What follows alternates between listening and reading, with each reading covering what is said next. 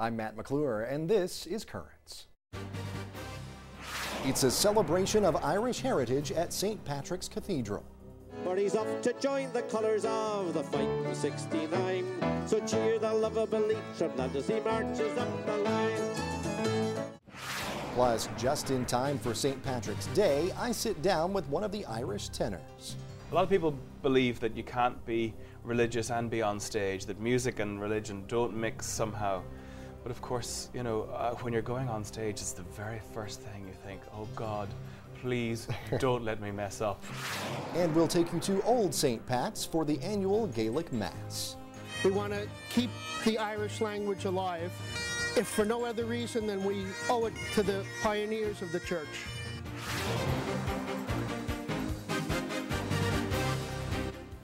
Well, good evening. Thanks so much for joining us, and happy St. Patrick's Day.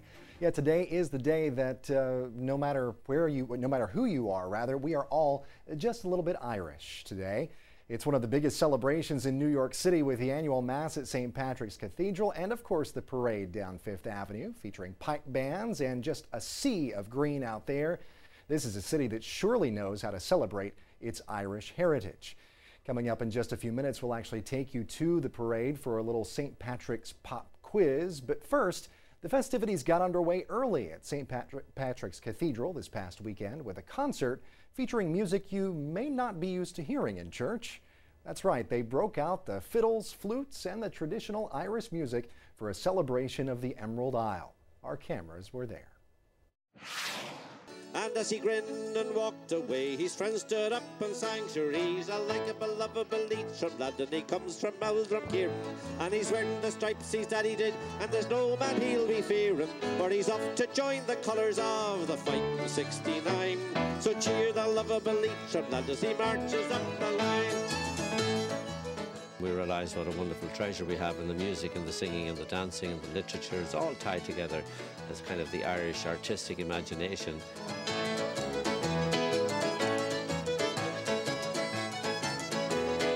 It's all just great fun and lots of music and singing and dancing, and that's something to celebrate, I think. St. Patrick's Day is a wonderful occasion, and since we are St. Patrick's Cathedral, what better tribute than to do a concert for St. Patrick's Day.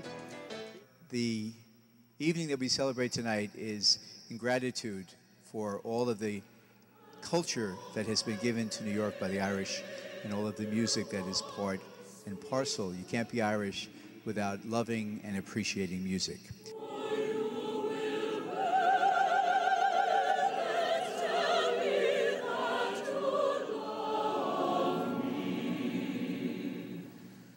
When the Irish came here, they were not accepted. They weren't accepted because they were immigrants and because they were poor, because they were Catholics.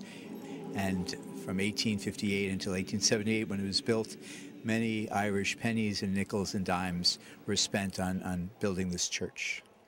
What most people don't realise is that St. Patrick wasn't Irish. It's strange that in one way that the most famous Irish man in the world was in fact British. He was kidnapped and brought to Ireland as a slave as a child, and after being a slave he escaped, and he just felt a calling to come back and to bring Christianity to the Irish. So I think that there's a message there for countries and for immigrants and how we should treat our immigrants in this country, in Ireland and throughout the world. Our cathedral choir sings every St. Patrick's Day, 8:30 in the morning, and they're all so excited to be here because it's a really big day. The cathedral is a focal point for all of the marchers as they go by. Their leaders all stop by to say hello to our Archbishop and to the Bishop of Brooklyn, who's always with us, who turns out to be Irish on that day, and we're very proud of that. I never knew much about St. Patrick's Day parades. Growing up in Ireland, you know, St. Patrick's Day was a very sombre occasion in my time. It was a holiday of obligation. The pubs were closed. Can you believe it? And I came to America and God, they said the Yanks really know how to throw a party. And there's nothing I love better than to go and watch the St. Patrick's Day parade here in New York. And there's a great old surge of pride that we take over the joint for one day of the year. And it's all just great fun. We're all Irish on St. Patrick's Day. It is true. We're all Irish on St. Patrick's Day. I think it's very interesting there when he says, you know, all the pubs were closed and everything in Ireland on St. Patrick's Day, but then That one particular Irishman came here and said, boy, you guys really do know how to throw a party. And that's right, we do. Well, stay tuned. There's much more currents coming up. A local Catholic school dresses down to give the people of Japan a hand up. We'll have that story, plus the rest of the day's headlines coming up. But first, how much do you know about St. Patrick? We wanted to find out, so we took our cameras to New York's biggest celebration of the day named after him. Throughout tonight's show, we'll hear answers to questions every self-respecting Irishman, Irish woman, and Irish wannabe should know. First up, what do we celebrate on St. Patrick's Day? Well, I'll give you the correct answer when we come back, but first, here's what parade goers had to say. I'm not sure. I hope the day he was born. His birth. Actually, I think I read a little bit, but I could be wrong. But chasing the snakes away, or that's a legend, I don't know. Day he died. His birth. St. Patrick's death. The day he chased the snakes out of Ireland. Day he died. Day he was born. The day he died. I'd pick them all. I'm sorry, you can't nail me down on that one. I'm assuming his death. His death. That's a sad day. I thought it was the leprechaun. Where was the leprechaun in folklore? Where was the leprechaun? In a cave? Where? In the woods? Only the Irish would celebrate somebody's death.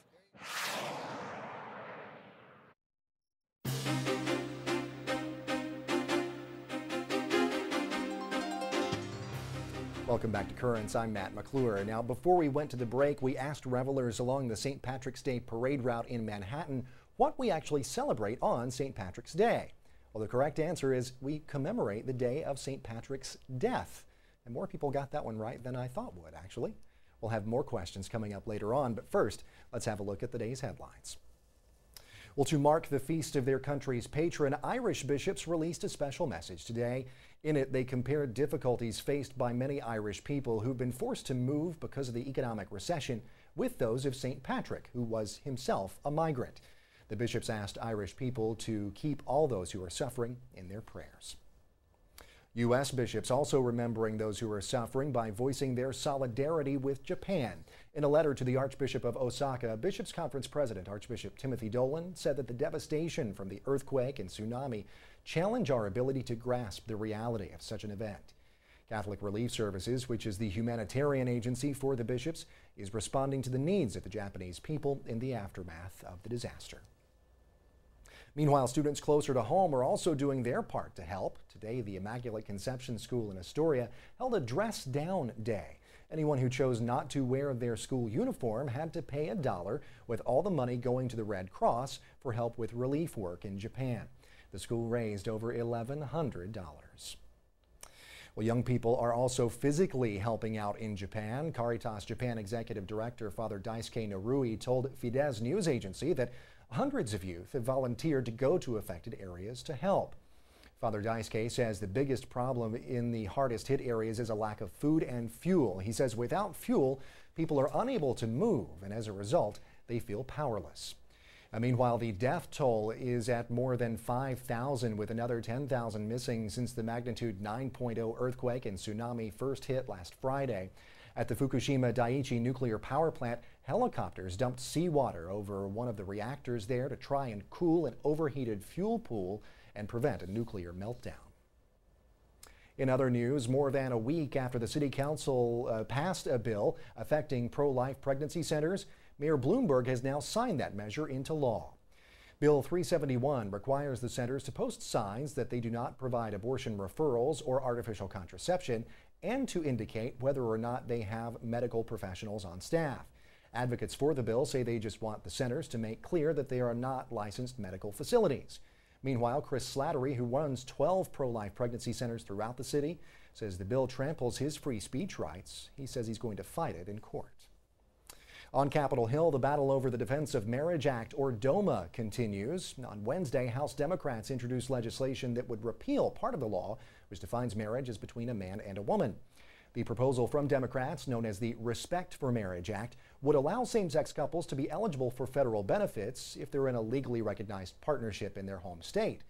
Now, it comes on the heels of a decision from the Obama administration to no longer defend DOMA in court.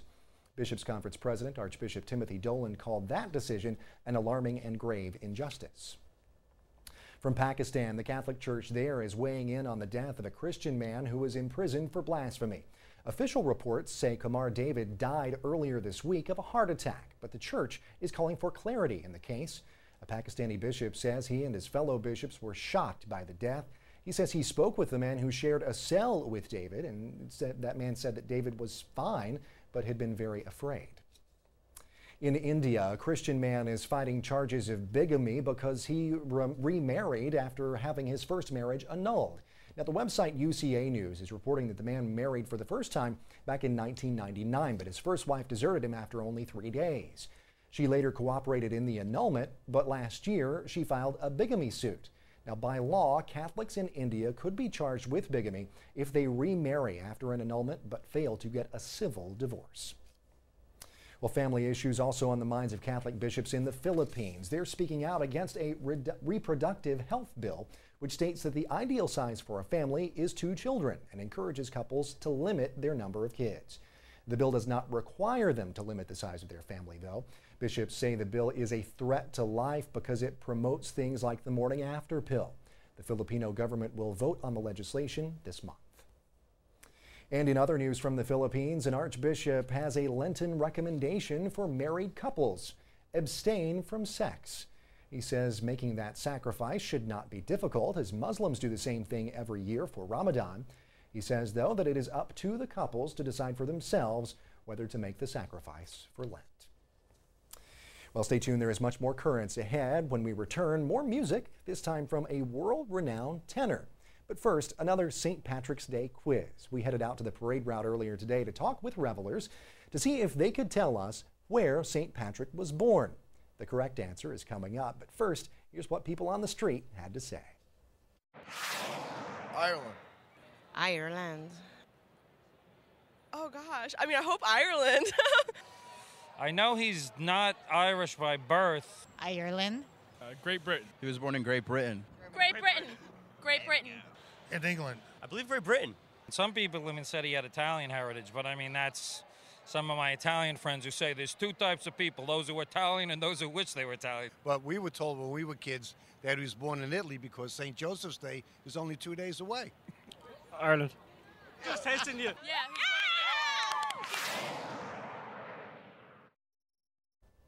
Welcome back. So, did you get our last question?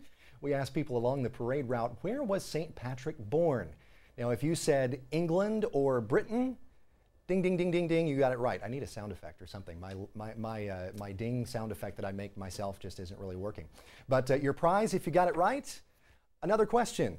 Stay tuned, we've got another one coming up in just a bit. But before we get to that, it's time for some more music. Now, you've probably heard of the 3 tenors, but how about the Irish tenors?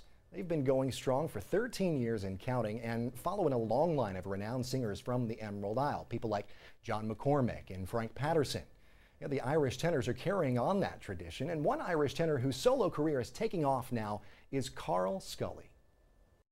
There's a somebody I'm longing to see.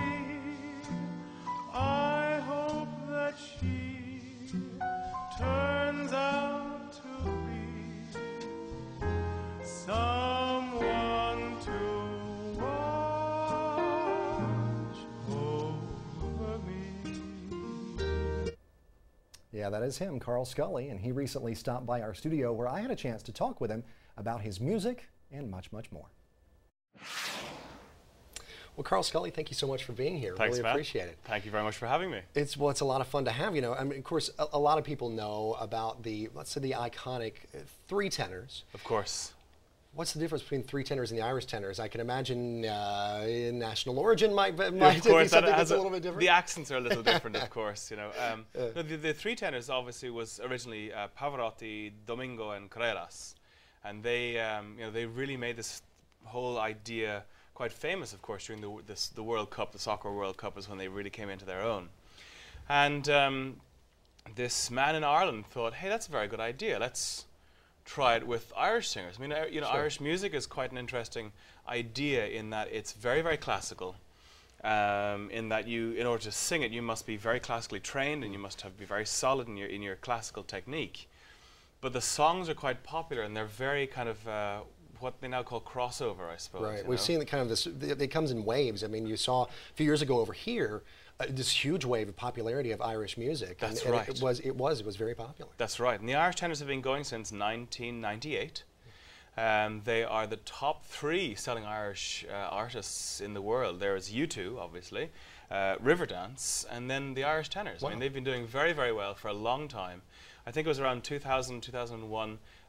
They were the top 3 selling classical artists on Billboard musical charts. So it's so cool to see not only the just dramatic level of talent, just beautiful music that you guys do, but I think the response to it is very positive as well from audiences. And very stuff like positive. It's great because, you know, it's fantastic. My very first show with the Irish tenors was about, as I say, 4 years ago. I was in Philadelphia, and it was an outdoor concert.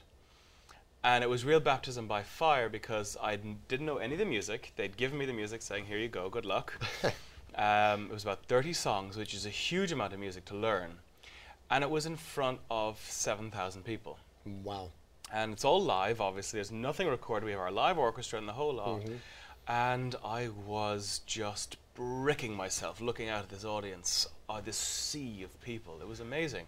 But they're very responsive. And the music is, you know, it's great fun. Everyone knows it. If you're anyway Irish at all, you've heard a lot of these songs. And it's fantastic. It's a fun show. Yeah, and it's that feel-good music. If It you've got is, any Irish in you whatsoever. Especially coming up to St. Patrick's Day as well. Exactly. You know, people just love it. I wore my green today, just for that, you know, very case. Well, you've got a successful solo career, I understand. Yes, as well. absolutely. All of us actually have successful solo careers.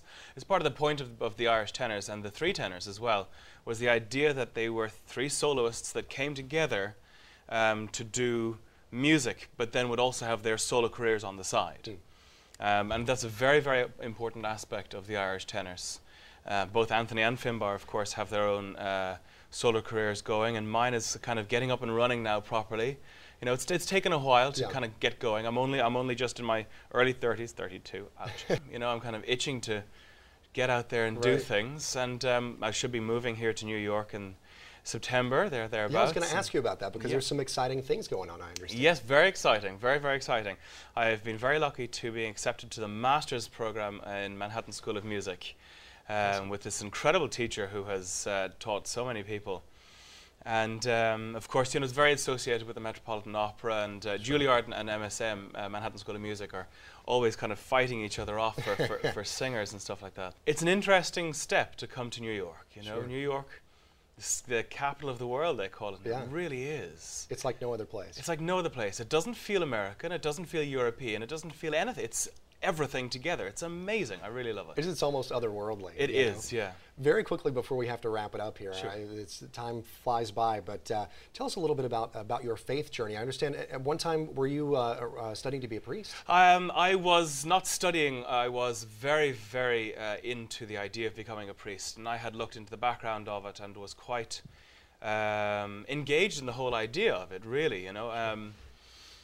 And unfortunately, I fell in love, and obviously, you know, being Catholic, realized you can't do the 2 things at once. There you go. At least not without a lot of trouble. And I think a lot of performers do have a very strong spiritual connection. I think it's very important as well, and that spiritual connection has stayed with me throughout the entirety of my life so far. Sure. And of course, you know, being Catholic right now is it's a difficult thing. We've gone through fire and brimstone. We've got a long road in front of us that's going to be quite difficult. And especially being Irish and Catholic as well, we have a lot of things. And so really it's a good faith tester. And it's a fantastic opportunity, I think, as Catholics, for all of us, to reevaluate where we're coming from, reevaluate what it means to be spiritual now. And a lot of people believe that you can't be religious and be on stage, that music and religion don't mix somehow. But of course, you know, when you're going on stage, it's the very first thing you think, oh God, please don't let me mess up. And then you realize they're one and the same. Absolutely, exactly, yeah. This music just flows through you, and it's a very spiritual thing. Well, Carl Scully, our time has come and gone, but thank you so much for stopping by. We really appreciate it. Thank you for having me. Absolutely. I hope to see you again soon. Absolutely. Well, you'll just be right here in the city. So, absolutely. So yeah, I hope that I'll have a few concerts coming up and I'll be able to see you at that point. Absolutely. Thanks so much for being here. Thank you very much. Appreciate it. Thanks. It's a great guy. Great to have Carl here. Well, stay tuned. When Currents returns, it's a different kind of sound at a Gaelic language mass. But first, it's back out to Fifth Avenue outside St. Patrick's Cathedral, where we caught up with revelers along the parade route and asked an all-important question. What should you never do to a leprechaun? Never take your eyes off him. That's how your friends? Kiss him. You can always kiss a leprechaun because my husband's my leprechaun. They're known to be crafty and sly, and they don't want you to get the gold, and they might hamstring you. Tell your friends? Take your eyes off of him. Yeah. No. Never tell your friends. No? You're not supposed to kiss him. You can't make short Kiss him? jokes. Never take your eyes off of him. Otherwise, he runs away with the pot of gold. Not tell your friends? Take your eyes off him. Take your eyes off him. I'll say kiss him. No? He told me that. Can I do it again? What should you never do when you catch a leprechaun? Well, that was the question we posed to St. Patrick's Day revelers along the parade route earlier today. Now, although they had some very creative answers as a matter of fact, there is only one right answer. You should never look away from it. I did not know that. Well, finally tonight, we had a taste of Irish music earlier in the show. We learned some essential facts about St. Patrick's Day. And now it's time to hear the language of the Emerald Isle at an Irish language mass, which for the second year in a row took place at the Basilica of St. Patrick's Old Cathedral in Manhattan.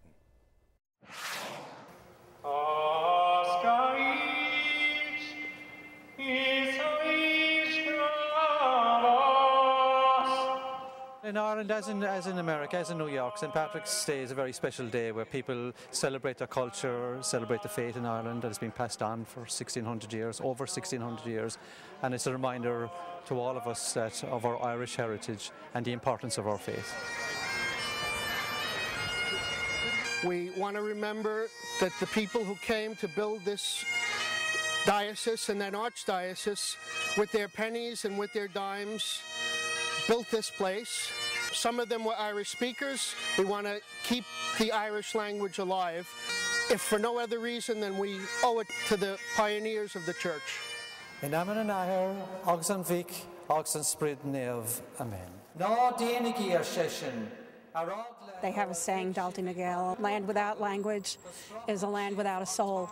It's something that was taken away from us a very long time ago, and it's part of who we are, and we need to be proud of it and bring it back.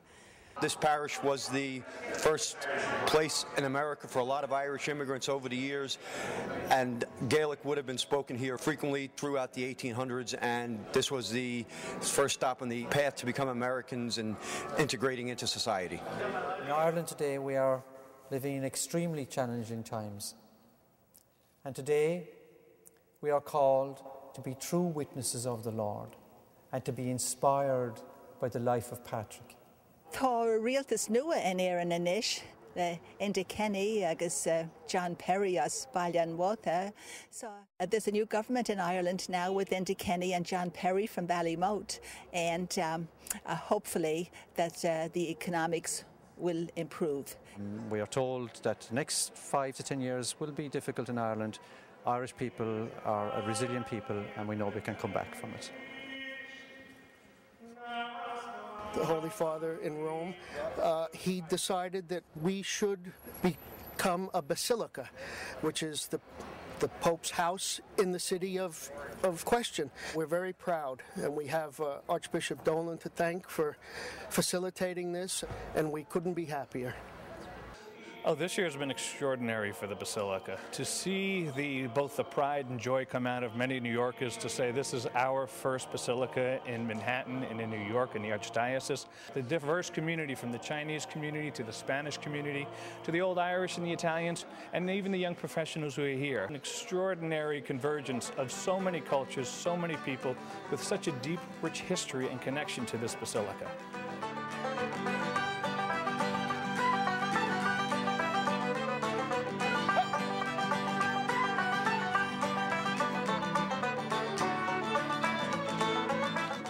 celebrating Lent, celebrating St. Patrick's Day, celebrating our language. It all comes together. And that is what separates New York from just about anywhere else on the face of the planet. It's such a diverse celebration of a holiday that's kind of really, particular to the Irish culture, but you see people from all around celebrating it together there at Old St. Pat's. Well, that is all for this St. Patrick's Day edition of Currents. Now, we are so glad you could join us. Coming up tomorrow, it's that time of year again, the start of the Brooklyn Diocese annual Catholic Appeal. We'll tell you all about it, that and much more coming up tomorrow night on Currents. Until then, be sure to check us out online. We're at currentsny.net. That's our website, but you can also find us on Facebook and on Twitter. We leave you now with some final thoughts from today's parade on why St. Patrick is such a popular saint. For all of us here at Currents, I'm Matt McClure. Thanks so much for watching. Have a great night.